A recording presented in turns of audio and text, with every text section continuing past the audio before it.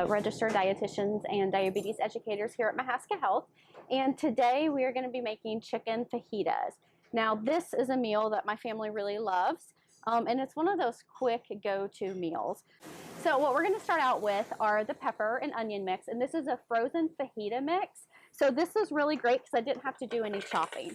Now I do like to chop vegetables, but sometimes you're in a hurry and you need a quick weeknight meal, and this is a great little shortcut. So this mix contains yellow peppers, red peppers, green peppers, and onions. So we got a nice rainbow of vegetables there. So we're just going to let this saute up. This is a great weeknight meal. It's quick, it's easy. It's one of those meals I love to have all the ingredients on hand. So when I'm in a hurry, I can just throw it together really fast. Now, because the peppers are frozen, I always feel like those take a little bit longer to saute. So you do have to be a little patient that way, but you still save a ton of time because you're not chopping vegetables. All right, so the veggies are just about done. I'm gonna go ahead and get ready to add the meat. Now for this recipe today, we're gonna be adding chicken. Now another thing I love about having this recipe on hand is it's a great way to use leftover meat. So I have some chicken that I cooked another night and actually seasoned it with fajita mix. We're just gonna get that in there.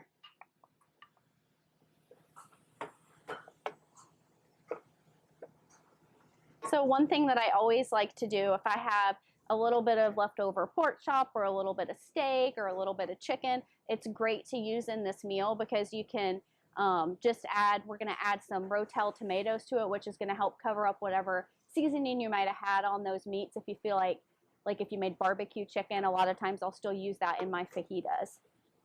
All right, so up next we're going to add our Rotel style tomatoes.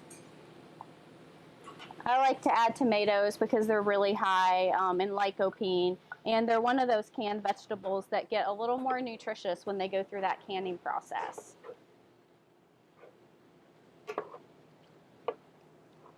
Now this next ingredient is completely optional. At my house we like beans, and when I'm making a dish like this I like to stretch it as far as I can. So I am going to add a can of rinsed black beans.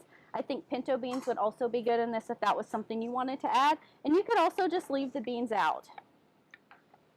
And now the final ingredient is some Fajita Seasoning, and we're just going to sprinkle that on.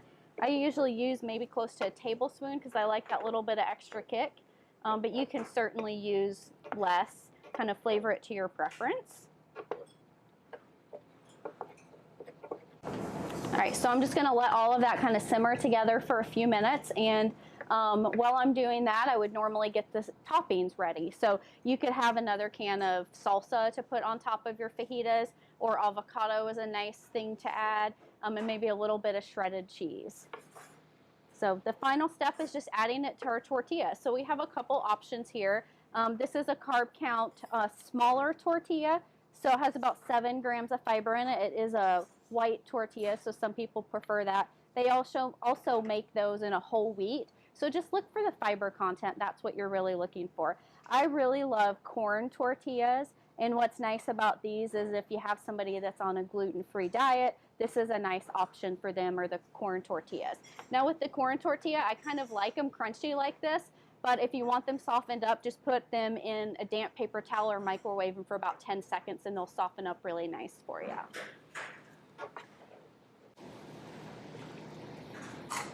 This is where it always gets messy for me because I like lots of peppers and onions.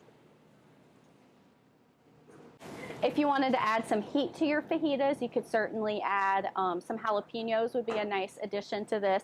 If you're not a fan of tomatoes, you don't have to add the tomatoes. That's just something that I like to add, makes the dish go a little bit further. A lot of times when I'm cooking supper in the evening, I like to make sure that I have enough leftover for leftovers for lunch the next day. Or sometimes on nights when we're really busy or weeks that are really busy, it's really nice to make a big meal and then eat on it for a couple days. So a way that you could mix this up is have it as fajitas one night, and then maybe the next night you make a quesadilla, which is pretty similar, except you would toast it on the oven. It kind of adds a different element to it.